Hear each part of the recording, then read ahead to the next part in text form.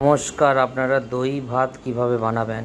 প্রথমে শুকনো লঙ্কা আপনারা দেবেন ঘিয়ের মধ্যে, তারপরে ক্যারি পাতা দেবেন।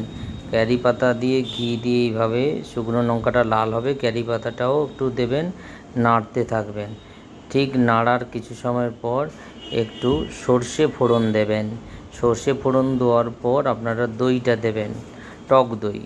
এখানে টক দই ব্যবহার করতে হবে। পরিমাণ মতন আপনারা লবণ দেবেন, যেহেতু গোবিন্দভোগ চাল দেওয়া হবে তাই পরিমাণ মতন আপনারা লবণটা দেবেন। আর যেহেতু টক দই, একটু চিনি দিতে হবে। আপনারা যে যতটা পরিমাণে করবেন ততটা পরিমাণে আপনারা চিনিটা দিতে পারবেন। চিনিটা দিলে ভালো লাগবে। তারপরে গোবিন্দভোগ চালটা যে আগে করা ছিল সেটা দইয়ের সঙ্গে মিশিয়ে দেবেন। মিশিয়ে সুন্দরভাবে নাড়াচাড়া করবেন, লবণ পরিমাণ মতন দেবেন।